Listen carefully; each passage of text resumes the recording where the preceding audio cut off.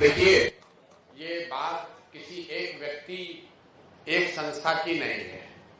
बिहार में जो कानून के रक्षक हैं, जिनके कंधों पर ये जिम्मेवारी है कि कानूनी व्यवस्था बनी रहे, कैसे वो लोग सरेआम कानून का उल्लंघन कर रहे हैं और किसी परिवार का, किसी व्यक्ति का, किसी संस्था का जो प्रॉपर्टी है, जो मेडिकल कॉलेज है, उसको न सिर्फ कब्जा कर लिया, उसको 25-30 बरस से अपने कंट्रोल में रखे हैं।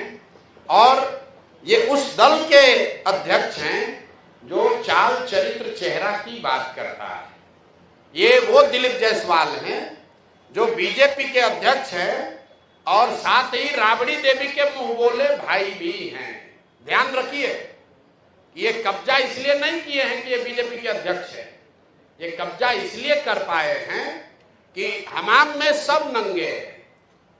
ये सारे नेता एक साथ मिलके, जिसमें राजद के लोग भी शामिल हैं और जिसमें भाजपा के लोग भी शामिल हैं, सुबह शाम राजद का नेतृत्व ये कह रहा है कि हम लोग भाजपा से लड़ाई लड़ रहे हैं और भाजपा का अध्यक्ष, राज्य का अध्यक्ष, उसने एक सिखों के कॉलेज को जबरदस्ती कब्जा किया हुआ है।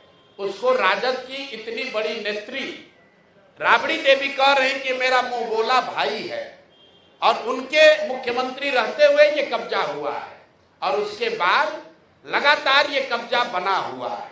तो ये दिखाता है कि भाजपा, राजद, जदयू, ये सब when it comes to personal profiteering, व्यक्तिगत लाभ की जहां बात आती है तो ये सब लोग आपस में मिल जाते हैं। आपने सरदार मौलेश्वर सिंह के बच्चों से सुना, लीगल स्थिति आपने सुनी। भाई, जो व्यक्ति उस कॉलेज में क्लर्क भी बाद में बने, पहले जो इन लोगों ने कॉलेज को शुरू किया उसके हेल्पर थे, फिर कॉलेज में क्लर्क बने, फिर उसके बाद वहीं पर एडमिनिस्ट्रेटर बने, फिर उन्होंने ट्रस्टी जो था उसी को हटा दिया, खुद ही मैनेजिंग ट्रस्टी या डायरेक्टर बन गए, अपने बेटे को ला दिया, अपने बहू को डाल दिया और जो लोग भी ओरिजिनल बनाने वाले थे सबको हटा दिया। उन्होंने जो किया ये तो बहुत गंभीर विषय है, लेकिन आपके हमारे लिए गंभीर विषय ये है कि बिहार में 25 साल से ये चीज चल रहा है, आज तक न किसी ने आवाज उठाई, न उन पर कोई कार्रवाई हुई, न उस आदमी को कोई डर है, बल्कि वो आदमी क्लर्क से बढ़ते बढ़ते अब भाजपा का यहाँ का अध्यक्ष बन गया है। ये कैसे संभव है? ऐसा नहीं है कि बीच में मामला उठा नहीं है। एक व्यक्ति राजेश शाह की इसमें संदिग्ध हत्या भी हुई है, उस पर केस भी हुआ है। उस परिवार के लोग मुख्यमंत्री के दरबार में नीतीश कुमार से आकर मिले हैं। नीतीश कुमार ने आज उस पर जांच की बात कही है और जिस एसपी ने साहब को, ये दिलीप जायसवाल को क्लीन चिट दिया है, अपेरेंटली उन्हीं की पत्नी के बारे में कहा जा रहा है कि उसको मेडिकल कॉलेज में एडमिशन देके उनको MBBS कराया गया है। तो ये जो पूरा मॉडल है कि इस कॉलेज का इस्तेमाल राजनीतिक लाभ और पैट्रोनेज के लिए खुलेआम 25 साल से किया जा रहा है।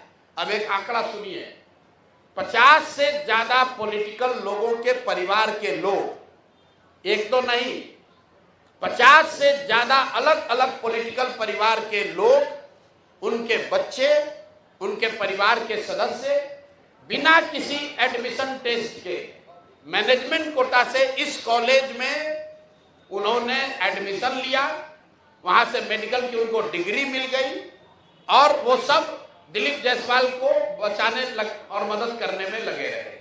जब भी पिछले 25 वर्ष में दिलीप जायसवाल को कोई परेशानी हुई, जिससे भी परेशानी हुई, उस व्यक्ति को, वो चाहे राजनीतिक नेता था या पत्रकार था, पुलिस वाला था, जुडिशरी का था, या तो उसको पैसे और बल से दबाया गया, अगर नहीं हुआ तो उसके परिवार में किसी आदमी को मेडिकल में सीट देकर इस आदमी ने मैनेज किया।